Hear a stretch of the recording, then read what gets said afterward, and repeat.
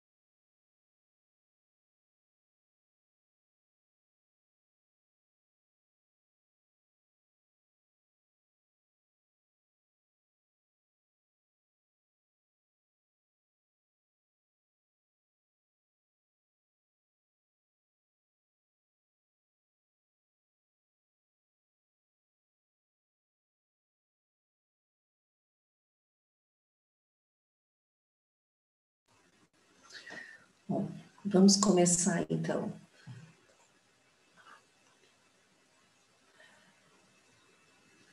Bom dia a todos. Bem-vindos ao Café com Inovação, nosso encontro das sextas-feiras para falar sobre pesquisa e inovação na agropecuária.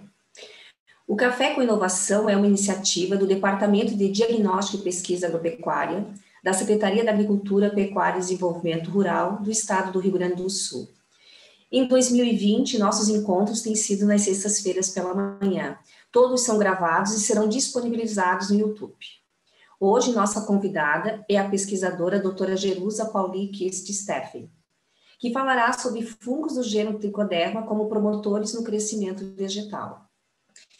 A doutora Jerusa é pesquisadora do departamento desde 2013, é engenheira agrônoma formada pela Universidade Federal de Santa Maria em 2006 e concluiu o doutorado em ciência do solo pela mesma universidade em 2012, tendo sua trajetória acadêmica destinada ao estudo da biologia e microbiologia do solo, investigando as potencialidades dos organismos e micro-organismos do solo para a sustentabilidade da agricultura, a transformação de resíduos, a biorremediação ambiental e o desenvolvimento de ferramentas biotecnológicas.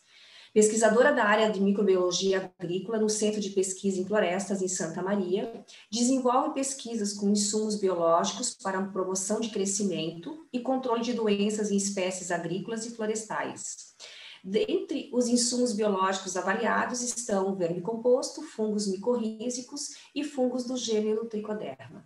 Possui atuação em projetos de educação ambiental em escolas do município de Santa Maria e é representante do Centro de Pesquisa em Florestas no Conselho Municipal de Defesa do Meio Ambiente, integrando a equipe do núcleo diretor.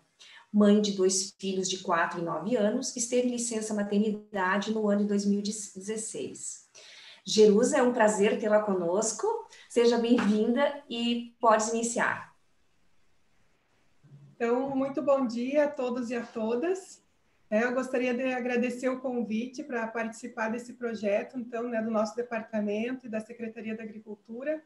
E agradecer pela oportunidade de poder divulgar um pouco mais, dos nossos trabalhos e das pesquisas que a gente vem desenvolvendo. Como a Maria Helena falou, eu trabalho diretamente com o tricoderma, então, há 7 anos, desde que eu entrei na nossa instituição, e cada vez mais assim, eu me torno uma entusiasta do uso desse fungo benéfico na agricultura, por ser um micro-organismo que possui um grande potencial tanto para o controle biológico de doenças, quanto para a promoção do crescimento vegetal. Eu vou compartilhar com vocês, então, a minha tela. Vocês me ouvem bem? Sim, sim, perfeitamente. Maria Helena só tem que autorizar para que eu possa compartilhar aqui. E por que não tá? Por quê?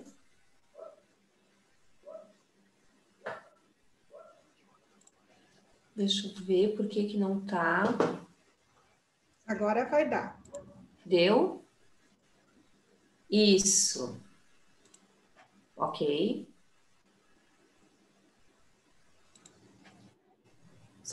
Só módulo. Isso. Perfeito, Jerusa. Bom. Pode seguir. Bom, então, durante a minha apresentação, sempre com o foco no tricoderma, eu vou tentar trazer alguns conceitos sobre a fertilidade biológica do solo, falar um pouquinho também sobre o mercado de produtos biológicos, porque o tricoderma é um dos agentes de controle biológico mais utilizados em nível de Brasil e no mundo, tanto para controle de doenças quanto para promoção do crescimento. Então, vou trazer alguns dados também do mercado de produtos biológicos. Vou falar bastante de aplicações do tricoderma, trazendo resultados de pesquisa que a gente vem desenvolvendo em parceria com colegas do nosso departamento e também com profissionais da extensão aqui do nosso estado, colegas da Emater, que nos auxiliam bastante nesses estudos. Vou falar um pouco também sobre os mecanismos de ação do tricoderma, porque é um assunto bem importante que está diretamente relacionado com o potencial deste fungo, porque ele não possui apenas um mecanismo de ação, ele possui vários, vários conhecidos e muitos ainda que desconhecidos, por nós, que tornam esse fungo tão interessante, como um agente, de biocontrole e promoção de crescimento. Vou falar um pouquinho também sobre as épocas e formas de aplicação, do tricoderma, que é um fungo, como eu falei, assim, que cada vez mais, cada pesquisa que a gente realiza, tanto no laboratório quanto no campo, realmente eu me convenço mais do potencial que esse fungo apresenta, para uso agrícola. Bom, e durante muito tempo, a agricultura, ela ficou alicerçada sobre esses dois pilares, focados basicamente na fertilidade química e na estrutura, dos solos. E quando nós falávamos em micro-organismos, quando se falava na questão biológica do solo, normalmente era esse assunto, a microbiologia, ela era associada a algo ruim, no campo, como os micro-organismos causadores de doenças, que deveriam ser combatidos, nos sistemas agrícolas. E poucas vezes eles eram reconhecidos realmente como micro-organismos benéficos.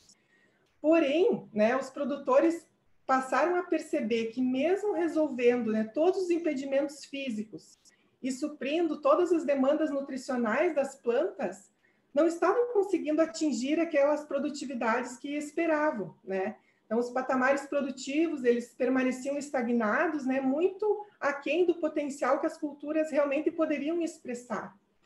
E isso acendeu uma luzinha, indicando que era realmente necessário fazer algo a mais, tentar entender o que estava acontecendo, que não somente os parâmetros químicos e físicos do solo eram importantes, mas tinha algo a mais, E aos poucos, o pilar biológico ele também passou a ser reconhecido, como fundamental para a agricultura, como um dos pilares que vai realmente garantir, que as culturas possam expressar todo aquele potencial produtivo, que em alguns locais é alcançado e em outros não. né? Então, o que esses produtores que conseguem atingir esses maiores patamares produtivos estão fazendo, né, que outros não estão fazendo e não estão conseguindo, então, atingir, né, a produtividade desejada. Né? Tanto que hoje, esse patamar, né, o patamar biológico, ele é indiscutível, né? Hoje a gente não pensa mais na sustentabilidade agrícola sem considerar essas interações dos micro-organismos, né, de toda essa vida que acontece no solo, né?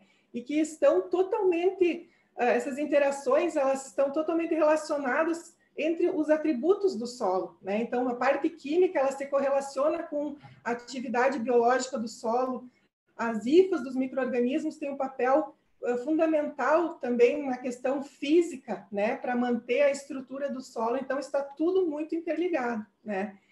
E, basicamente, assim, dentro dos pilares biológicos que mais a gente já está elucidado, né, pela pesquisa, é a questão da biodiversidade, né? O quanto que realmente é fundamental nós pensarmos em manter uma diversidade biológica no nosso solo, para que as plantas tenham não somente uma qualidade melhor, né, mas que consigam expressar uma maior produtividade, né, através da atividade de enzimas, né, o carbono, o nitrogênio, né, da biomassa microbiana, né, dos resíduos orgânicos também, né, que são fundamentais, né, para manter a qualidade do solo, né, essa própria taxa de mineralização. Então, todos esses atributos, eles estão relacionados com a biologia, que felizmente para nós que trabalhamos com isso, né, a gente vê que as pessoas estão cada vez mais percebendo a importância desse pilar e tentando fazer esses ajustes biológicos necessários para conseguir, né, ter uma melhor qualidade e produtividade no campo. Quando nós pensamos nas demandas, né, dos sistemas produtivos, né, então, basicamente, a gente sabe que um desenvolvimento vegetal adequado, ele vai requerer, além da nutrição, né, os macro e micronutrientes, que são essenciais, são fundamentais, né, tem a questão das condições ambientais, né, que se a gente não tiver temperatura, umidade, luminosidade adequada, né, nós não vamos conseguir ter um desenvolvimento vegetal adequado, né, e pensando, né, no período que estamos passando aqui no nosso estado, de seca, né, então a gente vê cada vez mais, né, como que as condições ambientais, elas realmente são fundamentais, né, para que a gente consiga ter uma produtividade desejada. Mas, então, além da nutrição e das condições ambientais, os compostos estruturais, eles são fundamentais, né? E quem são esses compostos? Então, são os açúcares, proteínas, ácidos orgânicos. E de onde que vem isso no sistema, né? Normalmente, assim, as pessoas não estão considerando muito essa questão dos compostos estruturais, e aí não estão tendo produtividades tão desejadas, porque não estão olhando o sistema como um todo, né? Se preocupam muito com a nutrição, né, e pouco com os compostos estruturais. E quando a gente para analisar qual é a porcentagem de elementos nas plantas, a gente se depara com um número bem interessante, né? Se a gente for pensar aqui numa planta de milho, né, um feijão, né, uma planta qualquer, a gente vai observar do que ela é composta, né? Então, 96% dos elementos que constituem uma planta são carbono, oxigênio e hidrogênio, né? Os outros 4% é o que a fertilidade mineral, né, a fertilidade química do solo trabalha, né? Então, e quando a gente para pensar, né, o espaço que a fertilização ocupa na preocupação, né, dos agricultores e dos técnicos em geral, a gente se depara com um paradoxo aqui, né? Então, da onde que está vindo esse carbono, oxigênio e hidrogênio? Quem que supre essas demandas, que é, na verdade, 96% da constituição das plantas, né? Então, não que a gente não tenha que se preocupar, claro que a gente precisa se preocupar com a fertilização mineral, mas atentar também para outras questões, né, que transpassam, então, essa barreira, né, entre só a fertilidade e a questão física do solo. Então, a gente precisa realmente focar no solo, né? Evoluir, né, porque hoje em dia a gente está muito focado que numa agricultura de produtos, né? E a gente precisa pensar, né, evoluir o nosso pensamento para uma agricultura de processos, né? Se a gente for pensar hoje em dia, a agricultura está muito ligada a produtos. Acontece qualquer problema no campo, o agricultor busca um produto para resolver aquela questão, né? E isso tem feito com que o agricultor pague um custo muito alto, né? Não é à toa que a cada ano o custo das lavouras estão aumentando cada vez mais. Por quê? Porque a agricultura que nós temos hoje, ela é baseada em produtos, né? E a gente entende que a gente precisa dar esse passo além, né? Para uma agricultura de processos, onde a gente entenda o que está acontecendo no solo, né, que a gente consiga aproveitar melhor esses recursos naturais, né, do solo em prol da agricultura, da produção vegetal. Então, obviamente que isso vai exigir de nós uma complexidade um pouco maior, né? Nós temos que entender mais o que está acontecendo no nosso solo e como que nós podemos aproveitar essas interações que acontecem, né, em benefício da agricultura. Mas, no caso, comparando as agriculturas, onde a gente tem o foco no solo e o foco na planta, quando a gente foca no solo, é mais complexo, mas é muito mais sustentável, né?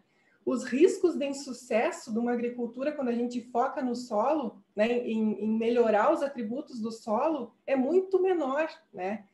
E a eficiência produtiva é muito maior. Então, realmente, assim, uma ideia que a gente que trabalha com biologia e microbiologia do solo, a gente defende muito, né, que tem essa inversão, que a gente olha a planta como um todo, não só para a parte aérea, mas também para a raiz e para o solo, que é a base de tudo, é da onde a planta vai retirar tudo que ela precisa, né, para se nutrir muito bem.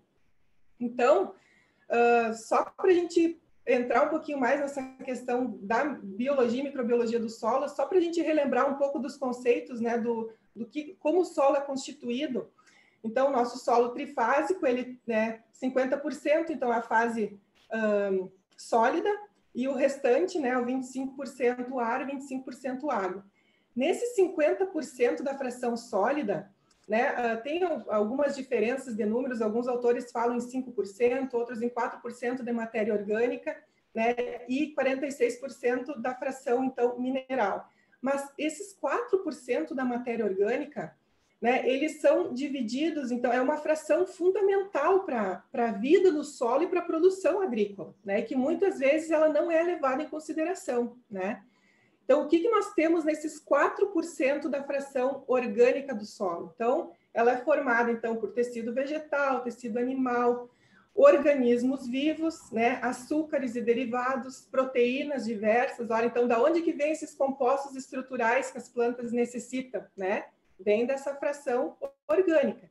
Se nós formos pegar, né, a questão do tricoderma em si, que é um micro-organismo do solo, né, que ele vive, o foco dele é o solo mesmo. Então, quando a gente aplica tricoderma, a gente não aplica ele pensando na parte aérea. Claro que a gente pode aplicar, né, como a gente vai ver depois, pode aplicar na parte aérea, mas o alvo dele, ele tem que atingir o solo, que é o habitat natural, né, desse fungo. Então, pensando exclusivamente no tricoderma, né, que é um organismo vivo, ele está nesse percentual, 15 a 25%, né, que corresponde a essa diversidade, né, de organismos vivos, que está nesses 4% da fração da matéria orgânica, ou seja, 0,6 a 1% do solo são organismos vivos, e aqui envolvendo micro-organismos e organismos maiores. Então, aí vem aquela pergunta, né? Será que vale a pena a gente se preocupar em manter utilizar manejos que visem aumentar a atividade biológica e estimular esse 1% da composição do solo? Será que vale realmente a pena a gente se preocupar com isso? Com certeza vale a pena, pessoal, porque é esse 1%, né, que é responsável por 80% da agregação do solo, por 65% da retenção de água, né? Em tempos de estiagem, isso é muito significativo, né? 50% da adaptabilidade vegetal. Então, essas interações que acontecem entre os micro-organismos e organismos do solo com a parte vegetal, ela é fundamental para adaptar determinadas culturas, né, em determinados tipos de solo. Então, muitas pessoas desconhecem esses tipos, né, de interação. E também é responsável, então, por 80% da produção vegetal, ou seja, sem vida no solo, não tem produção vegetal. ou pelo menos não se tem aquela produção vegetal esperada, né, que pode realmente expressar aquele potencial que as culturas agrícolas apresentam. O que eu quero dizer com isso, então, pessoal? Que o tipo de manejo que é dado no solo, né, se a gente vai optar por um sistema que vai conservar o solo ou vai iniciar, né, um processo de degradação, isso está nas mãos do agricultor, né? Ele que vai escolher o tipo de manejo que ele vai utilizar e com isso vem as consequências, né, sobre o solo, se ele vai degradar ou vai conservar, né, o solo que ele tem.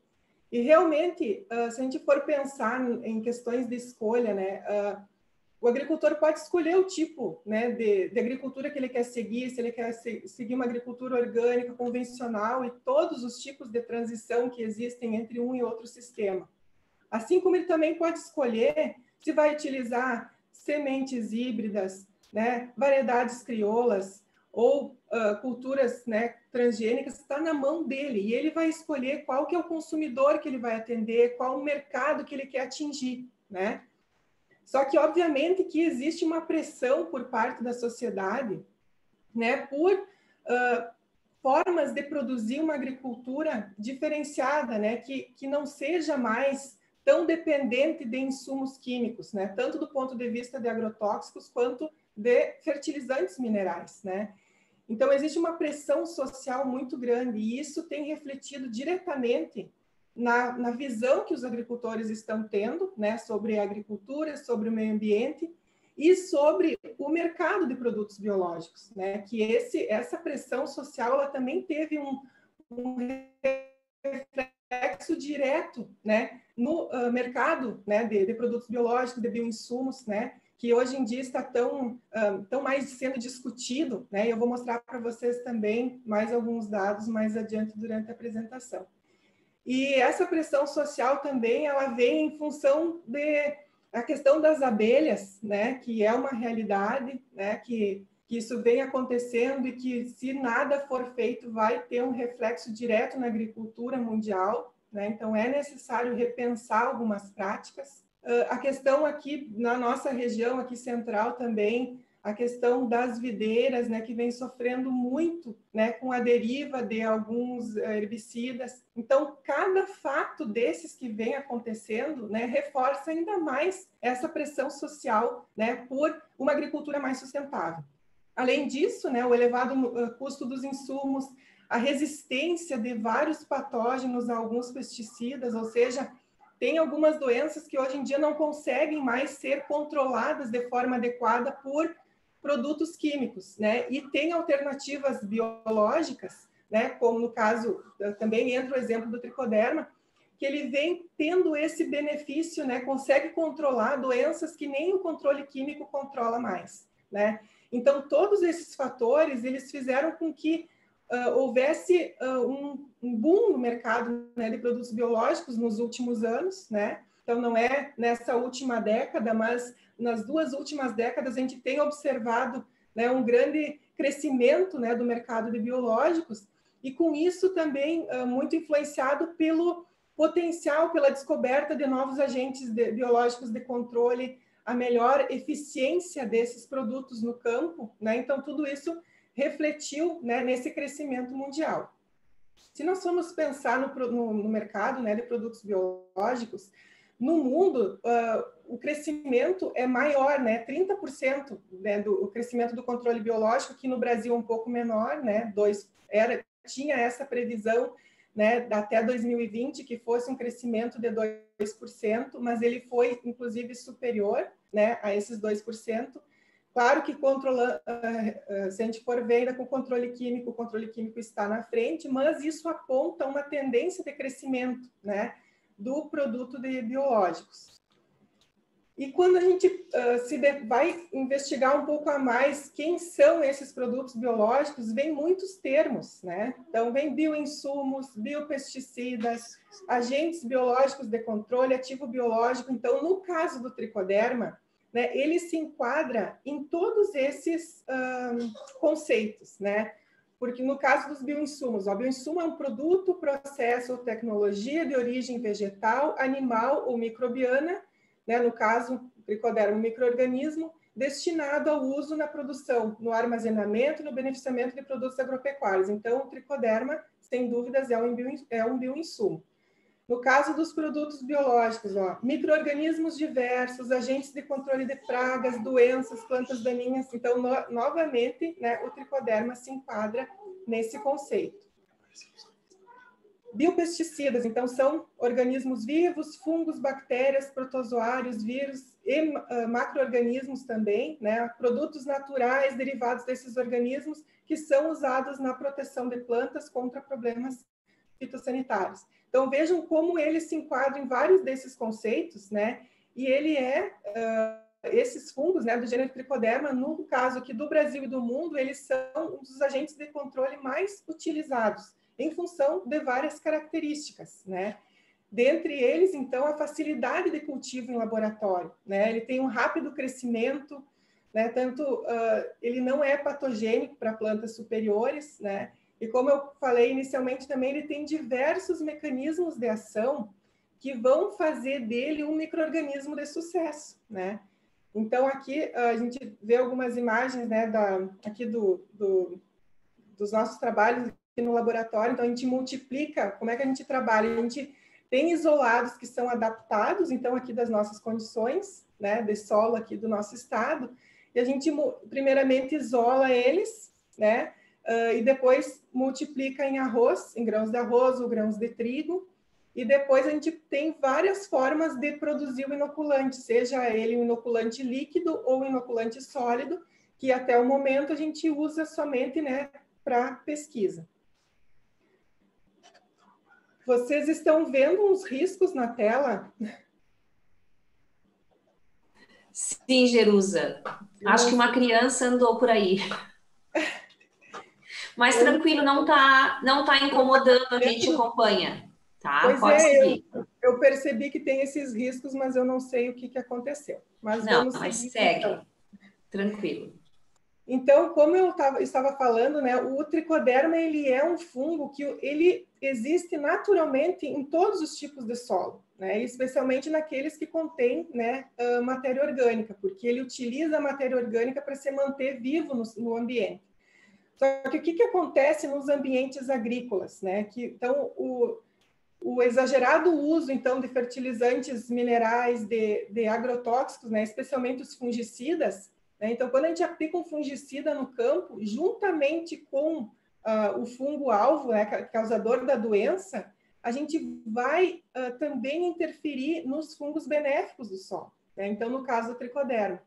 Então, aqueles campos, né, que têm um manejo continuado, né, com o uso de fungicidas, naturalmente vai diminuindo e pode até extinguir. Então, o tricoderma que existia naturalmente, né, naquele ambiente antes dele se transformar em um sistema agrícola, né? Então, é isso que a gente tem visto, inclusive nos trabalhos, quando a gente busca identificar, né, espécies de tricoderma em ambientes agrícolas, a gente vê que a diversidade e a quantidade de tricoderma nesses solos que utilizam um manejo químico, né, para o controle de doenças, então, a quantidade de tricoderma presente é bem menor, né, do que em ambientes naturais, né? Isso, então, é totalmente compreensível, né, pela questão de que quando é aplicado um fungicida para controlar a Fusarium, por exemplo, né, o esclerotina, que é o causador do mofo branco, além desses fitopatógenos, você está atingindo diretamente, né, esses fungos benéficos que estão no sistema,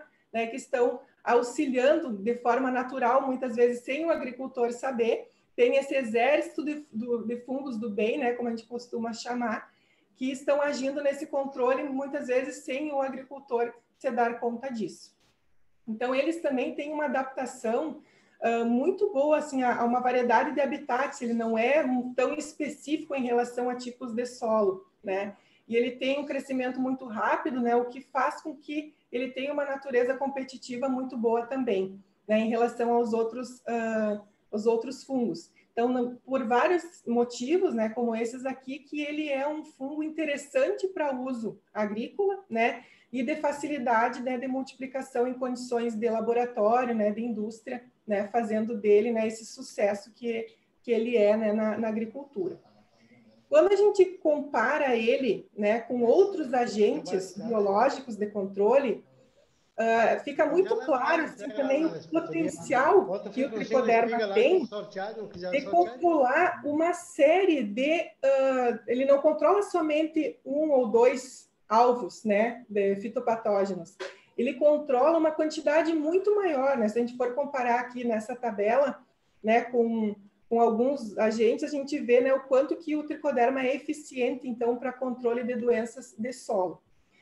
E dentre os mecanismos de ação, né, de fungos do gênero tricoderma para controle biológico e promoção de crescimento, então, alguns deles são conhecidos e outros ainda, né, com certeza, existem, estão atuando e a pesquisa ainda não conseguiu desvendar, né? Então, a competição, né, ela é um dos mecanismos mais importantes, né, não só para tricoderma, mas para qualquer agente de controle biológico, porque antes dele conseguir expressar, não importa assim, é que a gente tenha a melhor cepa de determinado fungo ou bactéria em condições de laboratório, uma cepa mais eficiente para controlar um patógeno, se ela chegar no solo e ela não conseguir se adaptar e não conseguir competir com os outros fungos que vão estar presentes lá no solo, ela não vai conseguir expressar isso em condições de campo e não vai conseguir se tornar um micro-organismo interessante, né, para uso na agricultura. Então, a competição realmente ela é um dos mecanismos mais importantes, não só para o tricoderma, mas para qualquer agente, né, microbiano que a gente vai utilizar, né, no campo. No caso do tricoderma, também a questão do parasitismo, né? E essas variações de parasitismo, que seria o hiperparasitismo e o micoparasitismo, ou seja, um fungo controlando outro fungo, que é bem o caso específico do tricoderma. Então, ele consegue se alimentar, né, de outros fungos que causam doenças, né, além desse outro mecanismo da antibiose, ou seja, que vai produzir substâncias que vão inibir o crescimento, mesmo sem tocar, né, nas bactérias ou fungos que são causadores de doenças. O tricoderma tem o potencial, através da liberação de enzimas, de compostos voláteis, né, de inibir esse crescimento também. Também tem uma atuação na indução de resistência, né, então, ou seja, aplica de forma preventiva e a planta, ao ser colonizada pelo tricoderma, ela vai conseguir mudar a expressão gênica da planta e ficar mais resistente ao ataque de algumas doenças. Isso também é muito interessante, né? E acontece, né, no caso do tricoderma. E a promoção do crescimento também, porque o tricoderma tem o potencial de secretar algumas enzimas, alguns compostos, como o ácido indol acético, por exemplo, né, que vai promover diretamente o crescimento vegetal. Além dos sideróforos, né, que vão também auxiliar na questão da disponibilização do fósforo, né, os nossos solos são muito pobres em fósforos, então é mais uma ajuda que o tricoderma confere, né, às plantas, né, quando ele está atuando no sistema. Aqui também, só para dar um exemplo, né, para vocês dos bioprodutos que são comercializados, né, à base de micro-organismos. Então, novamente, para a gente ter, não querendo focar no nome dos produtos, mas assim para a gente observar a questão da quantidade de produtos comerciais que existem, né, utilizando como base diferentes tipos de micro-organismos, sejam fungos ou bactérias. Vejam aqui, ó, 2, 3, 4 produtos, né, para cada tipo de fungo. No caso das bactérias, né, o bacilos, né, que a colega Andréia trabalha também, a gente tem alguns trabalhos em conjunto, também dá para ver que já tem um maior número de produtos, né, com essa bactéria. Mas quando a gente compara o número de produtos biológicos que utilizam o tricoderma como base, né, então fica muito evidente, né, o potencial que o tricoderma possui, né, e o investimento também que as empresas estão fazendo, né, já há algum tempo, né, não é de agora, mas há algum tempo já eles vêm investindo muito no tricoderma, justamente por esses fatores, né, que eu tenho comentado, os mecanismos de ação, facilidade de multiplicação e tudo mais. Em relação à diversidade de espécies, em 2006 foi publicado esse trabalho, né, comemorando as 100 primeiras espécies de tricoderma, né? que foram descobertas, né, e analisadas por técnica molecular. Hoje em dia, né, então veja, de 2016 até hoje, até 2006 até 2020, esse número cresceu bastante, né? Muito como reflexo, então, da intensificação dessas pesquisas, né, com esse fungo e da descoberta de cada vez mais benefícios, né, dessas interações que eles promovem com as plantas. Só que tem um dado muito importante, né, que nos chama a atenção. Dessas 254 espécies de tricoderma que já foram identificadas até o momento, somente 4% são conhecidas e utilizadas como agentes de biocontrole. Ou seja, isso nos mostra o potencial que ainda temos, né? O quanto que a pesquisa pode contribuir, pode descobrir muito mais coisas, né? Ou seja, se somente 4% das espécies são utilizadas, será que não existem outras ainda mais interessantes? Com certeza existem. Né? Então, o que vale a pena seguir investigando, né, esses micro-organismos tão interessantes, né, para a agricultura. No caso, aqui em Santa Maria, nós temos uma coleção, né, que começou, uma coleção de isolados de tricoderma, que começou a ser construída em 2013, quando eu entrei na instituição, né, e essas aqui são as espécies mais utilizadas, né, na indústria. Aqui nós temos, né, na nossa coleção, eu chamo de coleção porque ela ainda não é um banco oficial, né, então a gente chama de coleção. Nós temos 45 isolados, nem todas as espécies foram identificadas, né, mas algumas a gente já conhece, então nós temos, né, Trichoderma harzianum, temos o Trichoderma virens, Longibrachiatum, Asperellum, Aspereloides, Amatum, o víride. Então, nós temos uma diversidade grande, né, de isolados aqui no nosso centro de pesquisa que estão nos mostrando uns resultados bem interessantes, né, como eu vou mostrar para vocês. Pensando rapidamente, assim, construir um curto histórico, né, do tricoderma, para a gente se situar, né, na linha do tempo, alguns marcos importantes, né, relacionados ao tricoderma. Então, o primeiro deles, então, foi em 1794, né, há bastante tempo, que foi a data que a gente conhece como a descoberta desse fungo, né? Então, em 1794. Muitos anos depois, né, em 1932, então houve o primeiro relato do potencial do tricoderma como um agente de biocontrole, né, que foi um marco bem importante, né, para nós que trabalhamos com tricoderma. Em 1957, saiu, né, foi publicado o primeiro artigo que demonstrou realmente o efeito do tricoderma no controle de doenças, né? Então, é isso, o primeiro artigo do Brasil, né, que foi, né, publicado, então, pelo Dr. Foster. Em 1987, para nossa alegria, né, que foi um dado aqui, né, do nosso estado, aqui do Rio Grande do Sul, então, que foi o marco do primeiro produto biológico à base de tricoderma que foi utilizado para controlar a fitóftora, né, em maçã.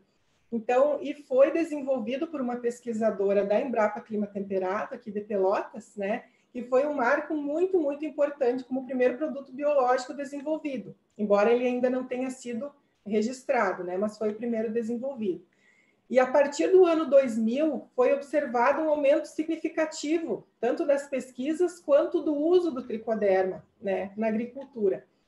E em 2006, então, é o marco do primeiro produto biológico à base de tricoderma que foi registrado aqui no Brasil. E a partir dali, a gente observa, assim, que o tricoderma decolou, né, e com esse boom de produtos, né, como eu já mostrei para vocês, que estão cada vez mais conquistando, né, os agricultores pelos benefícios que eles promovem. Então, como eu já tinha comentado, né, aqui no nosso Centro de Pesquisa em Florestas, em Santa Maria, a gente tem essa coleção de fungos, né, que estão em testes em várias culturas, né, tanto para controle biológico de doenças, quanto para promoção de crescimento. E as nossas cepas, então, elas são nativas, elas são adaptadas às condições do nosso estado. Aí vocês podem me perguntar, mas o que tem a ver, qual a importância de termos cepas adaptadas às nossas condições? Porque, como eu tinha comentado com vocês, de nada adianta a gente ter uma cepa super interessante para controle biológico de esclerotínia, de fusarium, de rhizoctônia, se ela chegar no solo, chegar no campo e não conseguir se adaptar, não conseguir se desenvolver e se manter viva no sistema. Porque a adaptação, ela é a premissa básica do sucesso de qualquer agente de controle biológico, seja a bactéria ou o fungo. Então, se a gente levar para o campo e ela não conseguir se manter viva lá, essa cepa não vai conseguir expressar o potencial dela.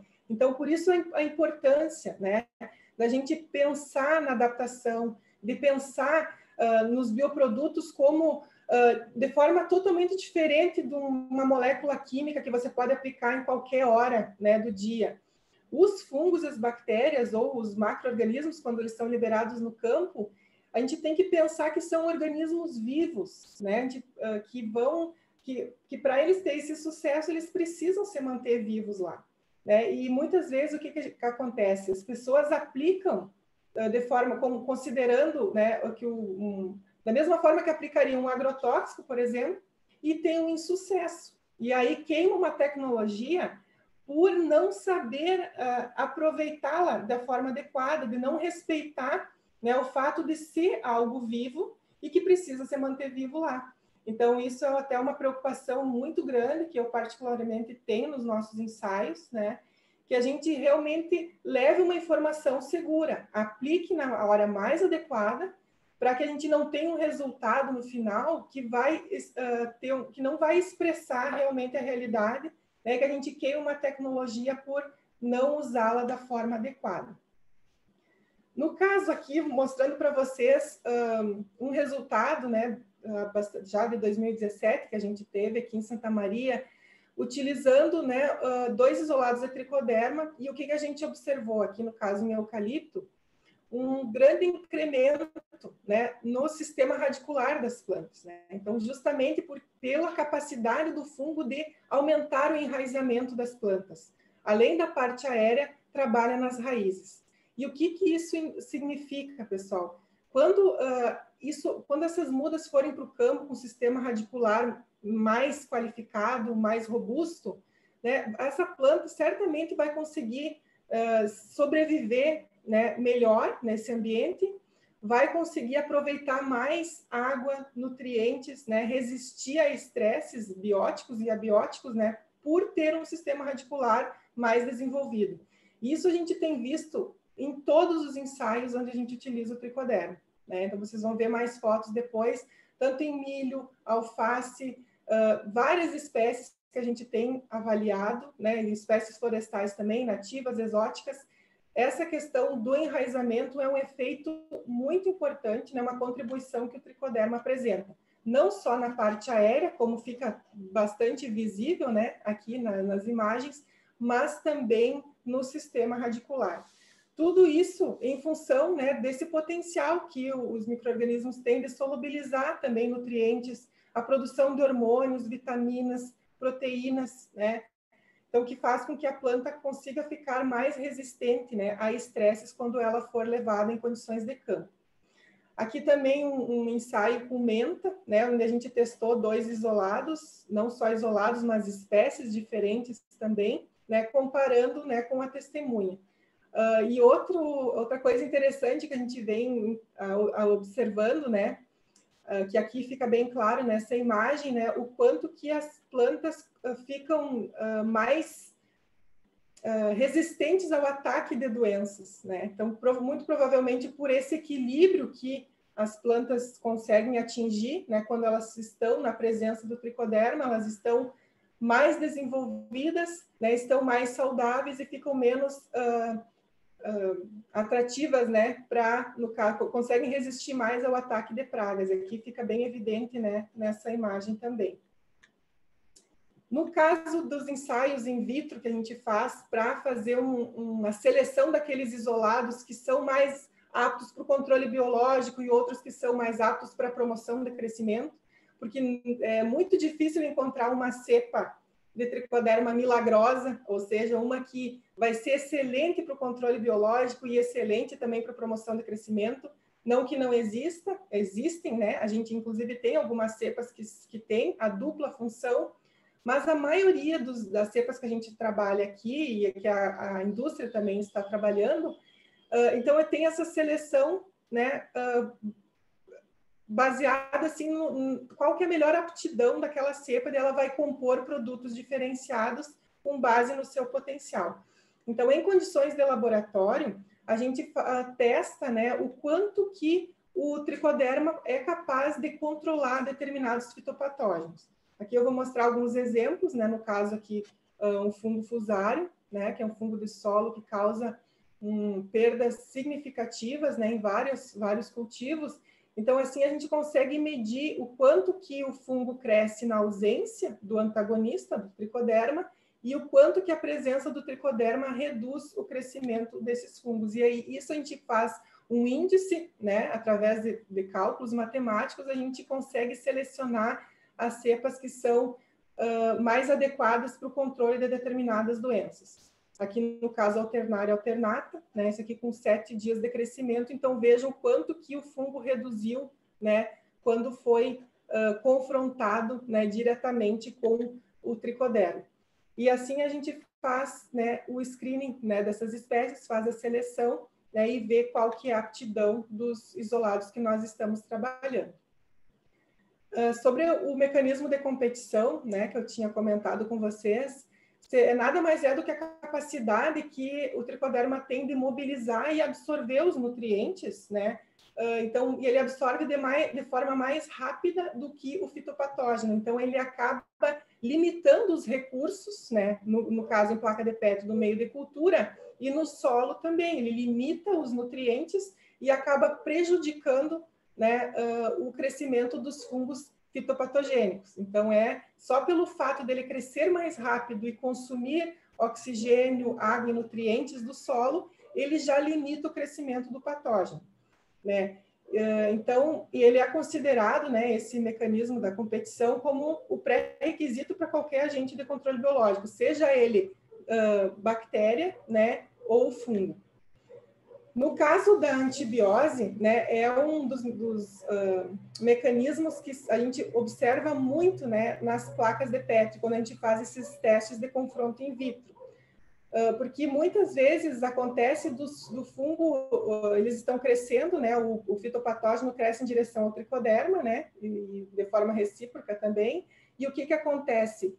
Eles não chegam nem a se tocar na placa, porque o tricoderma produz alguns compostos voláteis que eles não conseguem se encostar, né, o patógeno e o tricoderma. Então, isso é um indício grande, né, do potencial que algumas cepas têm de controlar, né, esses fitopatógenos. Então, tem vários compostos tóxicos que ele produz não para a planta, mas para os fitopatógenos, que fazem com que haja esse controle. E a pesquisa já conseguiu identificar várias dessas substâncias, né, e relacionar diretamente com as atividades que elas apresentam no solo, né? Então, atividade antibiótica, antagonista, degradação de enzimas, né? Ou seja, o tricoderma libera algumas enzimas que vão degradar a parede celular dos fitopatógenos, né? Além de algumas substâncias que vão induzir a resistência, né? Que vão trabalhar na expressão gênica também, né? Então é uma forma de manter, né, esse benefício do controle biológico na planta que entrou em contato então com esses isolados, né, do gênero tricoderma. Além do ácido indol-acético, como eu já falei para vocês, o famoso AIA, que é super conhecido, né, esse efeito, né, esse benefício de promoção de crescimento. Além dos sideróforos, né, que auxiliam na solubilização dos nutrientes. Então, esse esquema aqui, ele deixa bem claro, né, o que acontece quando o tricoderma, no solo, ele encontra um fitopatógeno. Então, ele vai produzir, né, vai liberar essas enzimas, né, essas substâncias, que vão degradar, eles vão quebrar a parede celular do patógeno e ele vai acabar morrendo, né, em função da presença do tricoderma no solo. O micoparasitismo, né, ele também é um mecanismo muito interessante, né, que o tricoderma apresenta, não só no combate do micélio, né, dos fitopatógenos, mas no controle, né, na inativação das estruturas de resistência. No campo, a maioria das doenças que são de difícil controle são aquelas que produzem, né, aqueles fungos que produzem umas estruturas de resistência que vão fazer com que o fungo permaneça vivo no ambiente por muito tempo, mesmo em condições adversas, né? O caso da esclerotínia, né, que é o agente causal do mofo branco, né, é um exemplo muito clássico, assim, e muito que mostra o quanto que é difícil controlar, né, esse patógeno em função das estruturas de resistência. Isso aqui é um trabalho, né, que foi feito onde eles analisaram, né, em microscópio, né, eletrônico, né, de varredura, a gente consegue observar aqui as hifas do tricoderma realmente se inativando, né, esses escleródios, né, que são as estruturas de resistência desses fungos. Então, qual que é a importância disso? É que cada vez que a gente introduz o tricoderma no sistema, ou a gente dá condições para que aquele tricoderma que está presente consiga se manter vivo, né, no ambiente, controlando esses patógenos, então a cada ano a gente consegue reduzir o potencial, né, de infecção, no caso aqui da esclerotínia, pelo fato do tricoderma ir controlando essas estruturas de resistência, né, vai chegar num ponto que não vai mais existir, né, essas estruturas que estão no solo que podem permanecer anos lá. Então, no caso aqui, algumas imagens, né, desse fungo tão temido, né, no campo, no caso aqui em feijão e também em soja. O que acontece? Esse fungo, né, Sclerotina sclerotiorum, que causa o mofo branco, tem esse nome porque o micélio é cotonoso, parece um algodãozinho, né? E depois desse micélio começam a aparecer as estruturas de resistência, né? Que são esses escleródios aqui, que eles têm uma forma semelhante, né, a fezes de rato, né? Que eles conseguem sobreviver muito tempo, né, no ambiente. E quando eles caem no solo, e quando tem uma condição adequada de umidade, eles emergem, né, formando esses apotécios e vai mantendo o ciclo dessa doença no campo.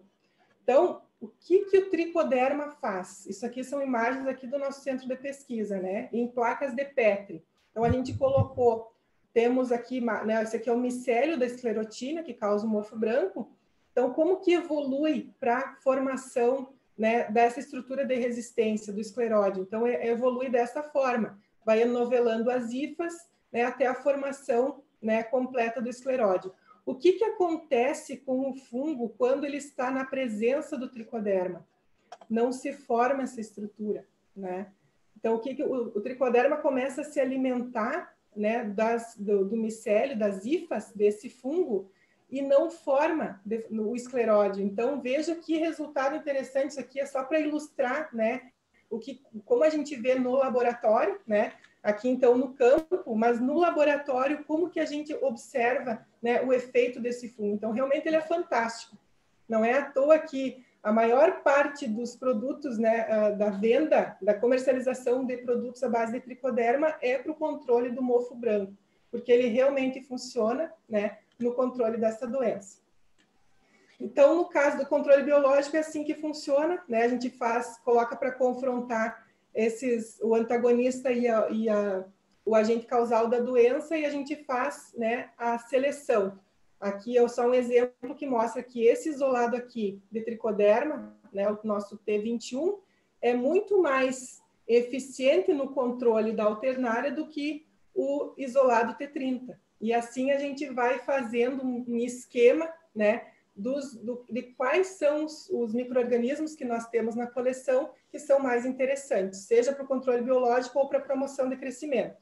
Aqui, então, um exemplo, né, em espécies florestais, né, um trabalho que foi uma dissertação, né, de mestrado de uma menina que a gente auxiliou nos trabalhos, né, um trabalho feito aqui no Centro de Pesquisa, né, da Aline Pecati, então, onde a gente observou que não é qualquer tricoderma vai funcionar bem para qualquer espécie, né, vegetal. A gente precisa, sim, investigar em nível de espécie, em nível de isolado, né, para que a gente consiga ter um benefício mais pronunciado do uso desse bioinsumo.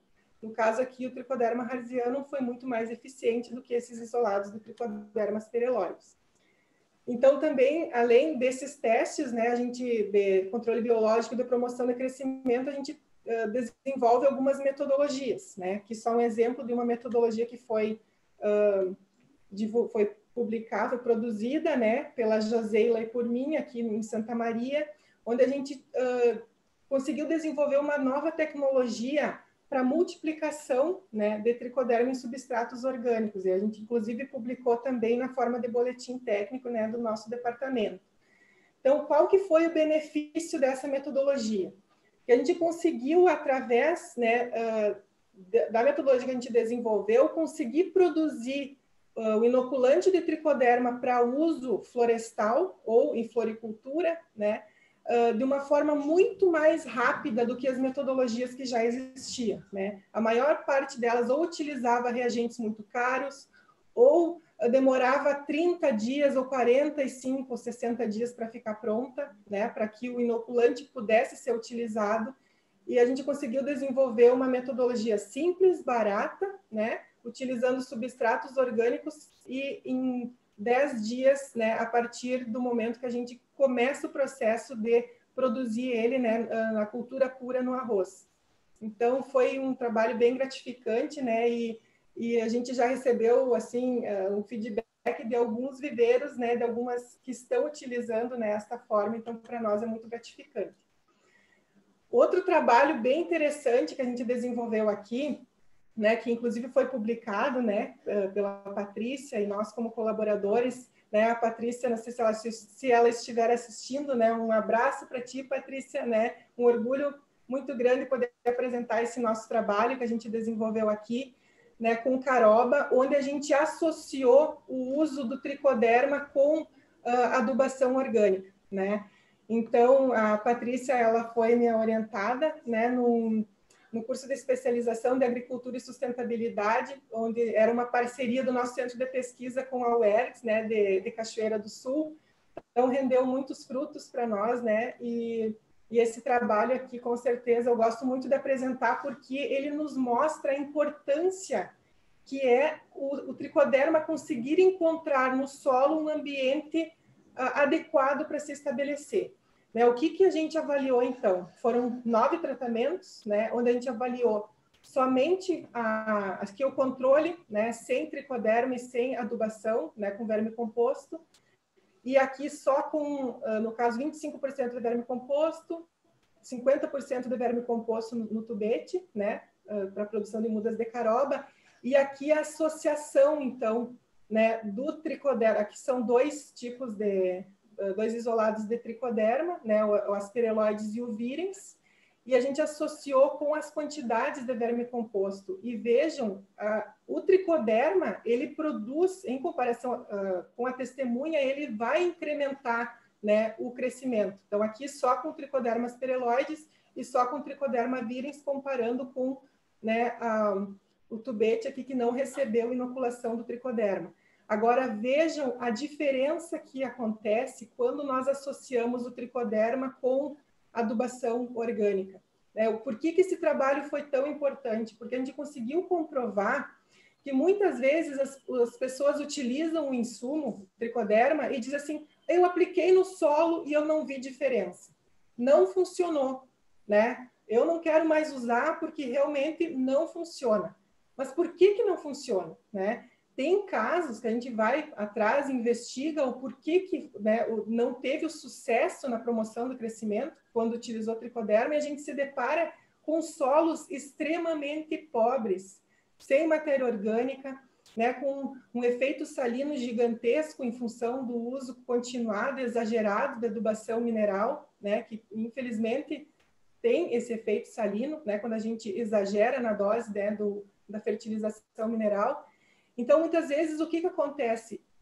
Não tem um efeito, né? Porque o micro-organismo realmente não conseguiu se estabelecer, né? Então, aqui volta aqueles slides iniciais, a preocupação em manter um solo adequado, que tenha condições para que os micro-organismos permaneçam vivos e se estabeleçam no ambiente para que daí possam expressar. Então, isso nos trouxe umas respostas bem interessantes, a gente consegue argumentar, né, com os agricultores, né, e conseguir mostrar para eles a importância de cuidar do solo, para que daí sim a gente construa, né, um manejo e uma fertilidade biológica adequada. Jerusa, Oi? está excelente, mas nós já chegamos a quase 1 hora e nós temos bastante perguntas. Eu não sei como é que está a tua programação, se tu ainda tem Eu muito. acho que em 5 minutos eu termino. Pode Perfeito. ser? Pode, claro. Então, tá. Mostrando para vocês alguns resultados, então, em espécies olerícolas, né? Aqui no nosso centro de pesquisa, onde a gente aplicou, né, o tricoderma na forma líquida, né, na cova. Então, que a gente teve resultados muito interessantes, novamente demonstrando a importância de se testar os isolados em nível de espécie e também de isolados, né? Porque às vezes isolados da mesma espécie têm respostas diferentes, né? Porque dependendo das condições da onde eles vêm, eles carregam com eles esse potencial. Então, não quer dizer que a espécie Trichoderma harzianum é melhor que as pereloides, né? Então, é necessário testar em nível de isolado. Mas, novamente, mostrando o incremento, né, que a gente consegue, tanto em olerícolas quanto no milho, como eu vou mostrar, né, quando a gente utiliza esse bioinsumo. Aqui também um ensaio que a gente realizou, né, em parceria com o Dejair, com o Newton Gabi, né, lá de São Borja, né, do Centro de Pesquisa, né, José Pereira Alvarez. Então, a gente fez esse ensaio lá e nós tivemos resultados muito interessantes, né, tanto de produtividade quanto de qualidade, né, do milho. Então, a gente teve aqui um resultado excelente, a gente utilizou um isolado nosso, né, daqui do DDPA, o Trichoderma harzianum, onde a gente teve esse incremento gigantesco de produtividade, né, ou seja, mais de 40 sacos por hectare. Tivemos também visível, né, efeito aqui sobre a melhor formação dos grãos na espiga, né, e esse trabalho, quem tiver interesse, então pode buscar esse comunicado técnico que foi disponibilizado esse mês, né, agora, né, pelo nosso departamento. E vimos um efeito interessante também em pós-colheita, né? Então, apontando realmente, isso a gente vai investigar melhor, né? Mas aqui, ó, as sementes, o lote de sementes do tratamento, depois, então, foi feita a inoculação, né, do tricoderma somente como TS. E esse benefício, ele carregou, né, para o grão depois, ou seja, aqui, ó, na parcela controle, as sementes estavam totalmente doentes, né, após um período de armazenamento e, né, as espigas que foram retiradas, né, do tratamento que recebeu o tricoderma só no tratamento das sementes, ela não está, né, desenvolvendo essa doença. Então, o efeito pós-colheita é bem interessante. Também fizemos um experimento com a mesma, isso aqui é bem importante, por isso eu gostaria de poder explicar melhor esse ensaio, porque nos apontou para um horizonte bem interessante, né? Nós utilizamos, então, esse ano, né, um experimento também lá com o Dejair, a gente testou o mesmo isolado usado no milho, nós utilizamos aqui no trigo. E nós não obtivemos, né, a resposta tão positiva quanto no milho. Inicialmente, nós vimos que tinha uma tendência, né, aqui a foto da espigueta terminal, antes dela sair da planta, a gente consegue observar, né, mostrando que realmente o potencial produtivo da cultura do trigo, ele já é definido muito antes da espiga ela emergir lá no campo, né? Então, a gente via que com o tricoderma estava uma tendência, né, bem positiva, né, de aumentar a produtividade. Só que no final do experimento, o que nós vimos? Que teve um incremento bem menor, né, do que o esperado. Mas mesmo assim, né, embora 3,38 sacos por hectare, foi um incremento observado, mas que nos mostra o quê? A questão da especificidade dos isolados. Né? Que talvez o Trichoderma harzianum, que foi excelente para o milho, ele não é tão excelente assim para o trigo, né? Então, e a questão dos tratos culturais, que no milho não tinha sido feito tratamento com fungicidas, e aqui no trigo foi realizado 2 vezes, né, a aplicação de um fungicida bem potente, então, que possivelmente pode ter prejudicado, né, o tricoderma. Mas a gente quis manter essa aplicação do tricoderma, que é o manejo usual do produtor, e nós gostaríamos de ver se teria ou não esse efeito. Então, nos acendeu esse alerta bem interessante, né? E sobre a época de aplicação, isso é bem importante também, porque o tricoderma, como eu estava falando no início da apresentação, o alvo dele é o solo. Então, a gente pode aplicar ele antes da cultura, no momento da implantação, através do tratamento de sementes, ou durante o ciclo da cultura. Não tem problema nenhum de entrar com um pulverizador e aplicar ele, né, quando a cultura já estiver lá no estágio reprodutivo. O que vai acontecer? Quanto antes eu aplicar ele no campo, antes ele vai começar a expressar os benefícios dele, né? Então, por isso que é interessante pensar na lavoura como uma unidade produtiva durante todo o ano, não somente no momento de implantar a cultura. E é por isso que o manejo do tricoderma aqui no Brasil, ele está sendo, ultimamente, assim, a recomendação é utilizar ele sobre a palhada da cultura que foi colhida, porque aí ele vai se manter no sistema e quando a próxima cultura for implantada, ele já vai estar ali prontinho para promover todos esses benefícios, né?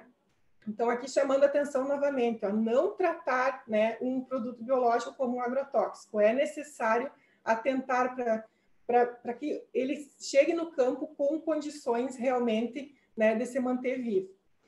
Aqui também uma questão muito importante, né, que eu gostaria de apresentar, que é a da compatibilidade microbiana.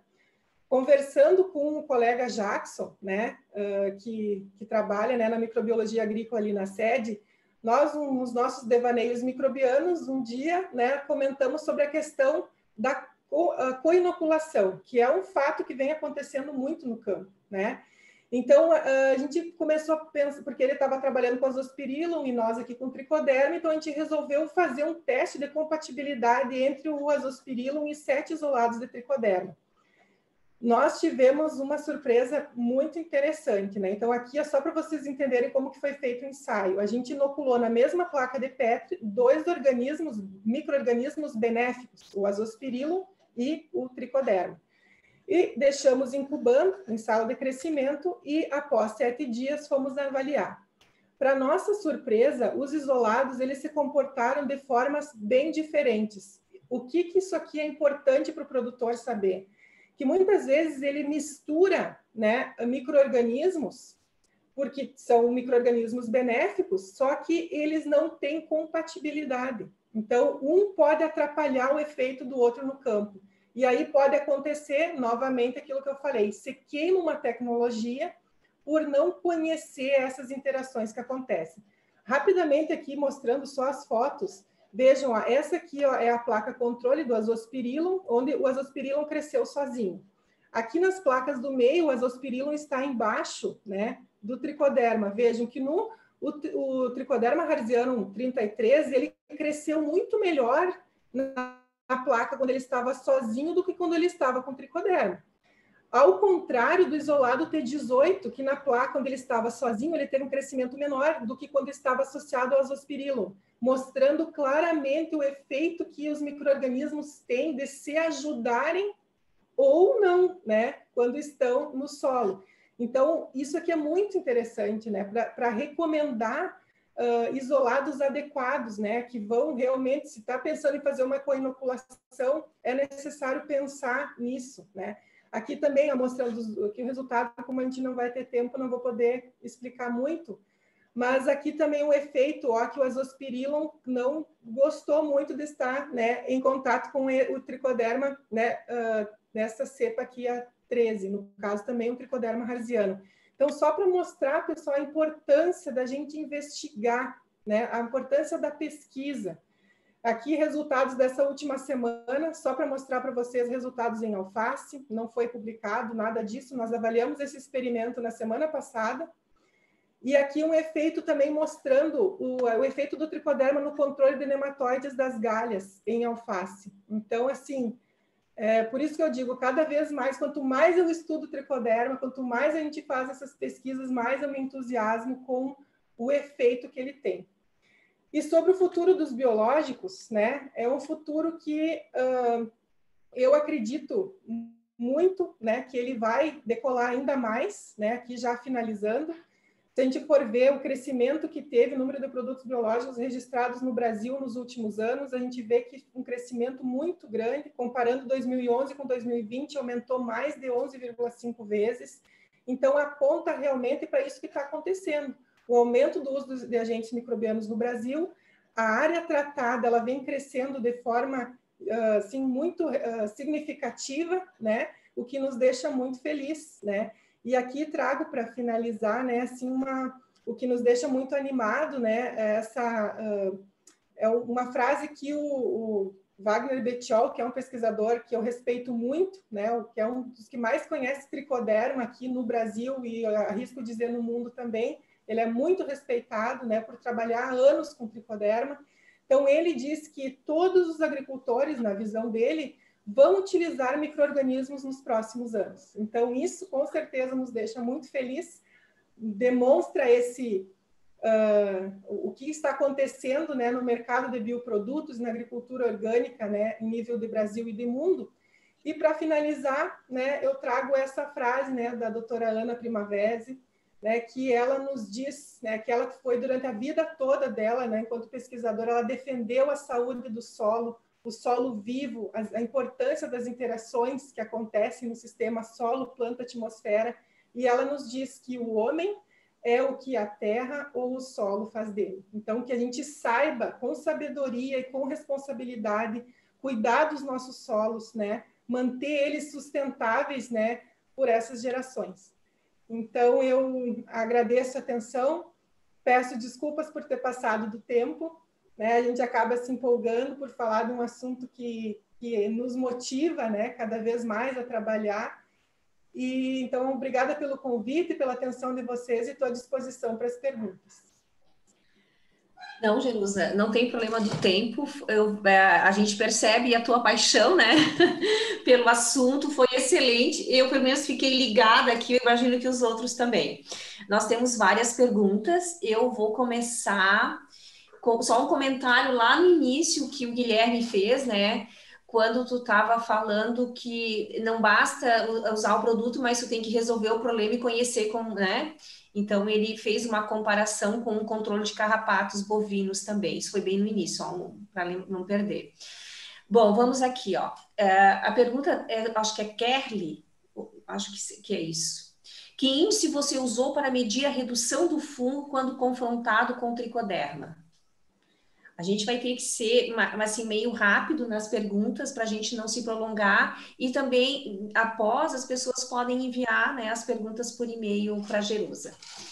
Vamos, Jerusa, então. Então, é uma relação que a gente faz, então, porque nós temos as placas controle e as placas onde a gente coloca para confrontar o patógeno, né, de interesse que a gente quer controlar com o antagonista, que é o tricoderma. Então, é uma relação que a gente faz entre o quanto que o patógeno cresce sozinho e o quanto que ele cresce, né, a redução, né, e divide por 100. Então, é uma conta muito simples, né, de se fazer, mas que é um índice realmente de controle in vitro. Né? Não quer dizer que vai ser exatamente o nível de controle que vai existir no solo. Né? No solo ele pode ser, inclusive, aumentado, né? Porque ele se soma com os resultados dos outros organismos benéficos que estão lá, que a gente nem sabe que está controlando.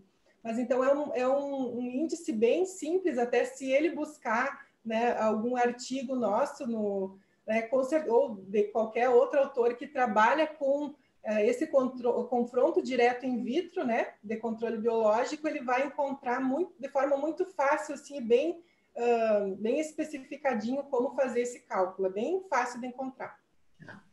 A nossa colega Andréa Rota, ela diz, considerando que nem todas as cepas têm dupla função, aqui ela colocou o controle biológico e as rizobactérias, né, de promoção de crescimento, se utilizadas num mix, pode existir competição entre as cepas aptas, né, eu imagino que a tricoderma e as rizobactérias, que possam prejudicar ou inibir uma das características?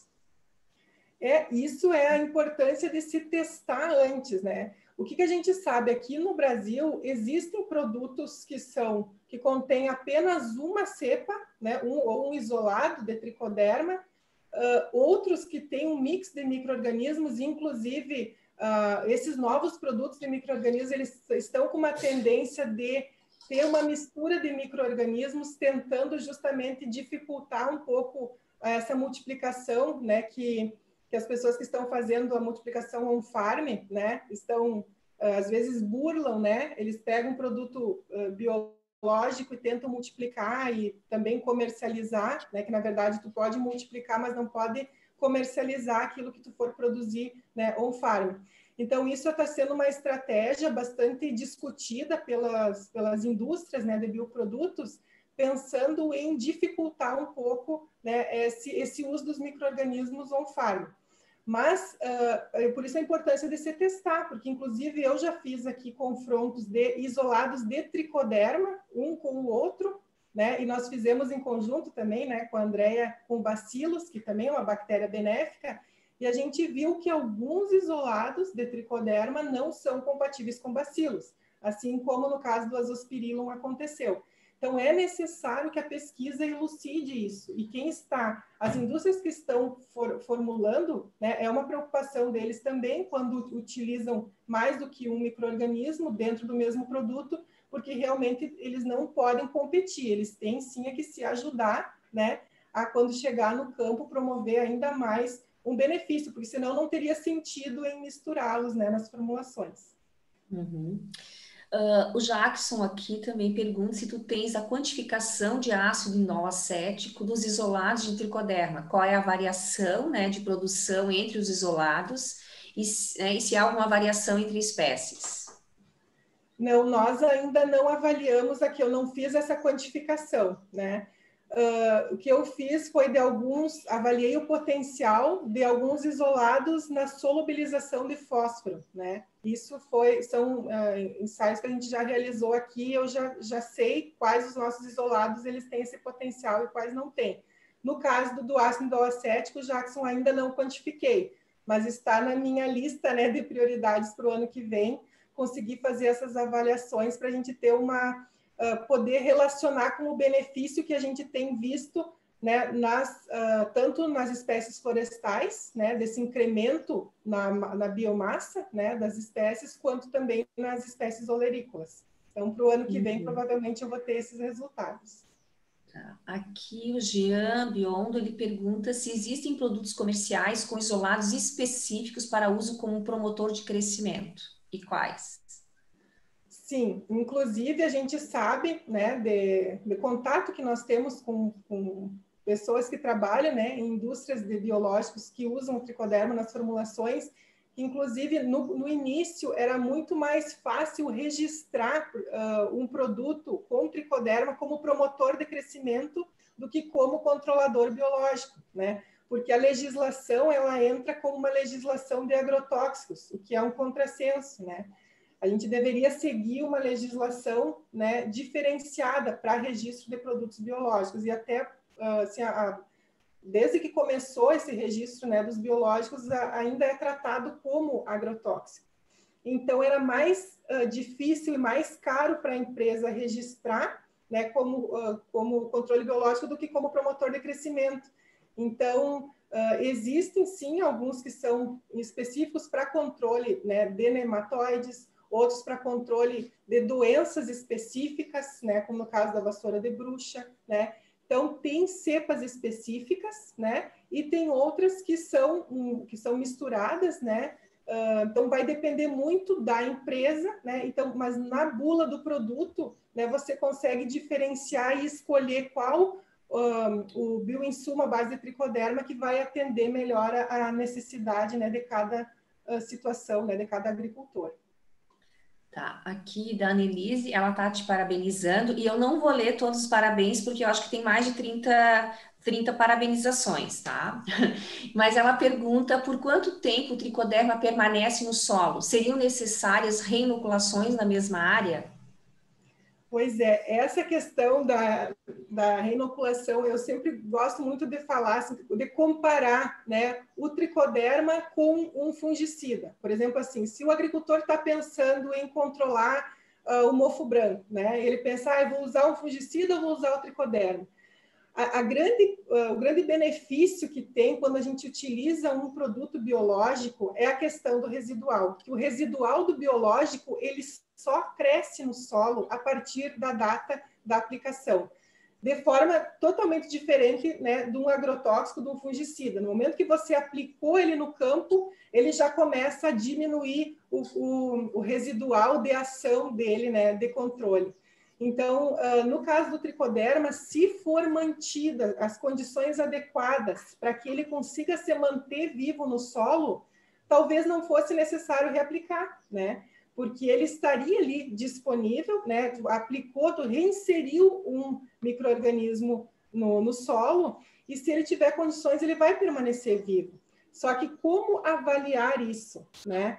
Então, e dependendo da cultura, né, você pode ter que reaplicar, né? Esse exemplo dos ensaios que a gente fez lá em São Borja nos deixou, assim, nos clareou muito essa situação. Pensando que a gente utilizou, né, o mesmo isolado para uma cultura de verão e uma cultura de inverno, e eles tiveram resultados diferentes na sua forma de intensidade. Não que no trigo não foi bom, ele promoveu o crescimento também, aumentou a produtividade, mas não foi tão expressivo.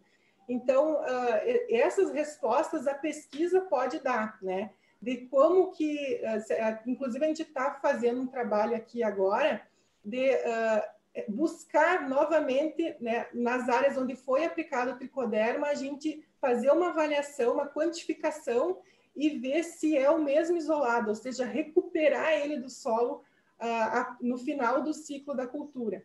Então, essas questões todas, né, a pesquisa pode apontar. Eu ainda não posso dar uma clareza, assim, com certeza, de se vai ser necessário reaplicar em todas as áreas, porque a permanência do fungo vivo no solo ele está diretamente relacionado ao manejo que o agricultor vai dar a esse solo. Jerusa, a Andrea tem mais uma pergunta. Se tem competição entre as cepas de tricoderma? Em placas de Petri, eu consegui, né, em nível de laboratório, deu para verificar, não é a maioria, mas em 2 cepas, né, aqui da nossa coleção, foi possível observar, sim, que elas não foram compatíveis entre elas, né? Então, normalmente, quando a gente faz os ensaios, né, aplicando mais do que um micro-organismo, eu tento não utilizá-las de forma conjunta.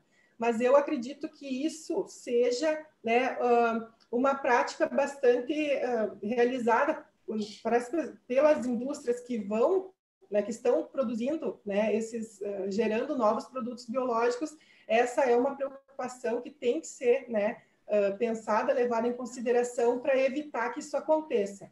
Mas é possível sim acontecer, né? Porque cada isolado ele pode produzir alguma enzima que pode prejudicar, né, o outro isolado, mas isso a pesquisa também pode facilmente resolver, né, e elucidar essas questões. Tá, gente, pessoal, vamos encaminhando para o final.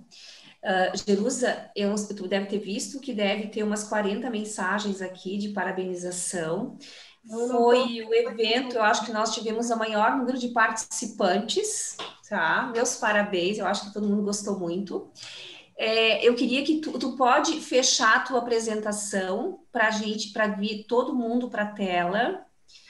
Eu convido todo mundo para, quem quiser, né, abrir sua câmera para a gente fazer a foto, porque a gente sempre faz isso no final, né? Para quem estiver adequadamente vestido. Olha só, esse é o nosso último evento de 2020. Nós voltaremos em 2021, a gente não sabe exatamente se final de fevereiro, começo de março. Talvez a gente faça algumas mudanças no modelo. Nós convidamos a todos os colegas que tenham trabalhos, né, para apresentar, nós estamos abertos, será um prazer recebê-los. A gente ainda não sabe qual é o formato, se vai continuar sendo semanal ou não, mas a gente vai continuar se encontrando. Agradecemos imensamente a todos que assistem, a todos os colegas que se dispuseram a apresentar, a equipe que organiza, porque só o meu rostinho aparece aqui, mas eu sou só à frente. Tem a equipe Kelly, Brito, Jackson, Lissandra e mais os nossos bolsistas que tiveram a ideia, que organizaram, que buscaram todo mundo. Eles é que trabalham por trás disso. Então, os parabéns pela ideia, pela motivação. Isso é muito importante, tá? Kelly está tirando as fotos. Vamos ver, quem quiser vai abrindo e o pessoal vai tirando as fotos. Tá, Kelly, vai... Olha, não, espera aí que eu não vou aparecer de bico. Ela sempre tira foto quando eu estou falando, né? Calma, porque eu falo... calma. Jerusa, muito obrigado. Eu tenho certeza que todo mundo gostou muito, a gente percebe a tua paixão, mas eu tenho certeza que todos nós, né, somos apaixonados pelaquilo que a gente faz. A gente percebe que aqui tem muitos colegas que fora do departamento, alguns eu conheço que são da secretaria, outros eu não conheço, então não sei se são da secretaria ou de empresas, produtores, né? Muito obrigado pela participação. Divulguem o evento, o ano que vem a gente vai continuar divulgando pelo site, por e-mail, né? Agradecemos os colegas que multiplicam, né, essa divulgação. Deu, Kelly?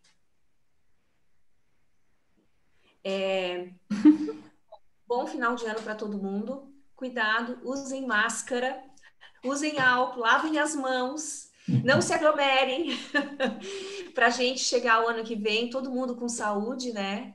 E para a gente se encontrar aqui de novo. Tudo certo, Kelly? Fiz tudo? Tem chefe? Obrigada, foi um prazer.